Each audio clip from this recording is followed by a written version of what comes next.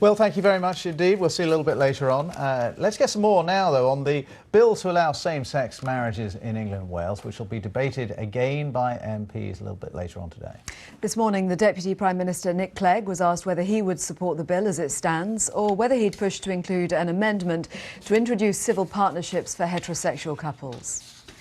Well, it's my party's policy that there should be civil partnerships for heterosexual couples.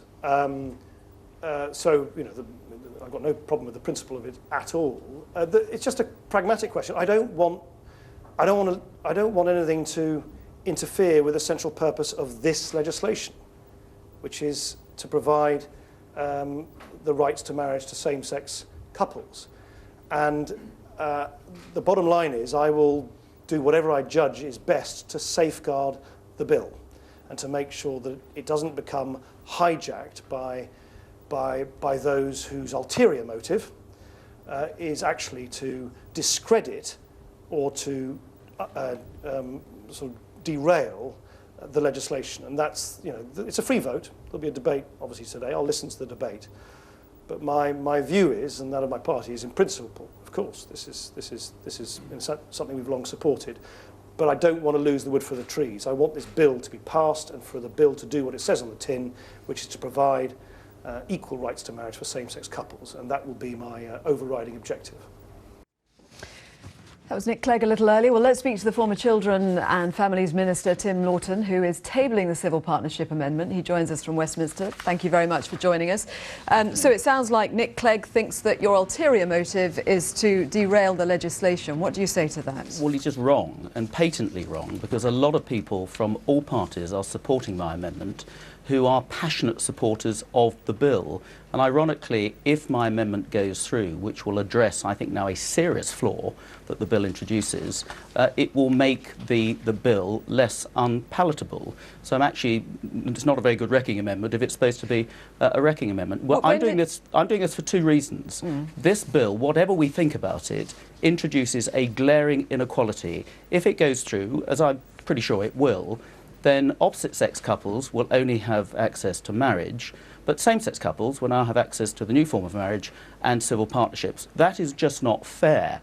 And at a time when we see lots of family breakdown, we see a growing numbers of people cohabiting of opposite-sex couples. If we can extend civil partnership to them, to have equal civil partnership, we might actually do a good job for family stability and for the children within those families. So there are very positive reasons for backing this amendment, and it's nothing to do with wrecking at all. The net result, though, is if your amendment goes through, it does effectively wreck it, because it would delay the legislation. Why? Well, the government says it would delay the legislation potentially by 2 years. If there's not a Tory government after the next election, it might not happen. Where's the evidence for that? The government have been coming out with these last-minute scare stories. Frankly, all the work for this was done ahead of the Civil Partnership Bill back in 2004. The government's now saying, oh, they have to change all the other legislation if we change civil partnerships. They're going to have to do that anyway because of same-sex marriage going through. They can do it in parallel with that. And frankly, their own consultation ahead of the bill asked the question, do you support civil partnerships for opposite-sex couples? 61% of people said yes. So the government should have seen this coming anyway. And now today they've come up with some strange figures about pension entitlement. Last week it was 3 million, this morning it was 4 million, and ministers have said 4 to 8 billion. This is a back of fag packet, but the government can't have it both ways. If they're saying, well, there's no demand for this, we don't see anybody would do it, well, then it won't cost anything. This is about equality, and if the government is serious about equality, they should be backing my amendment, not scaremongering about it. When did you first come up with your own concerns on this particular element on equality? Because previously you've spoken of your opposition to the gay marriage bill. Now you're introducing this as a new element, which I don't think you were talking about previously when you were opposing the gay marriage bill. Well, as I've said, there are people on both sides of this argument. At the moment, there seem to be more people in favour of the bill, passionately in favour of the bill, who are backing this amendment. No, sorry, I'm asking though, when it first became a pressing matter to you, because I know that you've spoken previously and you said it's difficult for me to accept the solemnity of marriage as a religious institution can be anything other than between a man and a woman.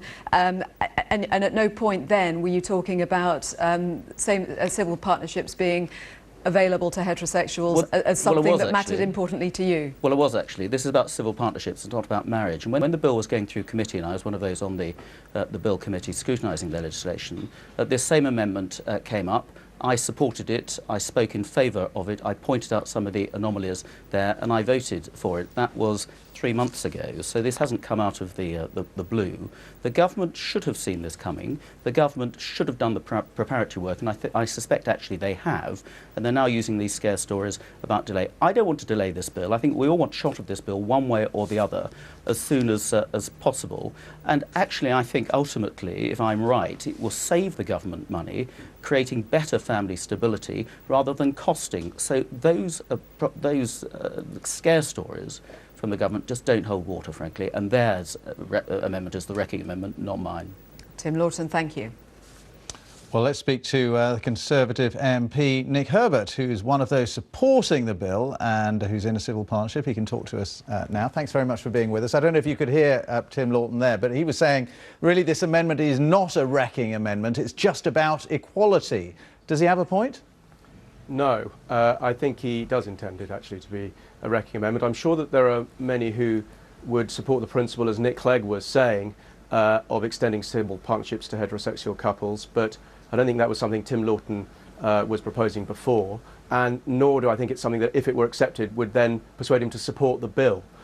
So I think people will see through that argument, actually. And it's not clear that there is any demand for this amongst cohabiting couples, but to think that the creation of civil partnerships for them would be the answer to the problems of the liabilities and rights that may or may not be created from those cohabiting couples and the children that are dependent on is, I think, a fundamental mistake. I, like Nick Clegg, have no objection to the principle, but I am really worried about the impact on the bill and the possibility that this will derail the bill because of the complications caused, which is, I think, precisely what the opponents of the bill intend by supporting this.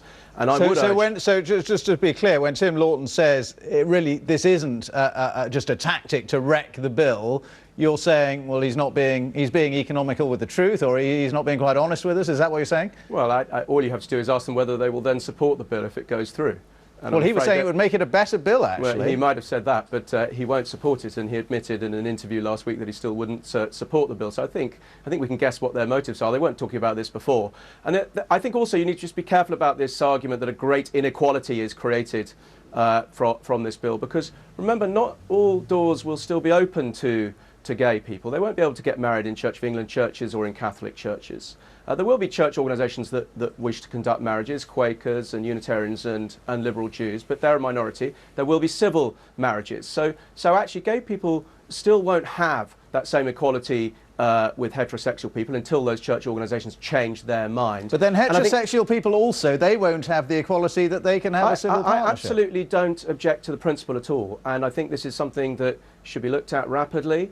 I think we need to assess the demand, because it's right, we don't yet know exactly what the demand is. A poll over the weekend suggested that the demand would be very low, but not insignificant. That's something that we should then look at and assess the cost and implications and the legal implications, and then I think the House of Commons would support it. That's absolutely fine. But to tag it onto this bill, I think is just problematic. And I think that when you have organisations like Stonewall who strongly support this bill and want to see it go through, saying please don't do anything which is going to derail it, and saying that this amendment is therefore a problem, I really would urge those members of Parliament who, like me, may be sympathetic to the principle of this amendment, to question why some are pushing it and what the implications will be. Because I think if the Lords latch onto something that has been added to the bill, it always gives them the opportunity to cause more difficulty. I believe this measure will go through in the end, but I don't want to put it at risk and take an unnecessary risk with it on an amendment that I think actually hasn't been thought through. All right, good to talk to you. Thank you very much for your time, Nick Herbert. Thank you very much indeed. Thank you. Now an update on our main headlines on BBC News at 14 minutes to 1.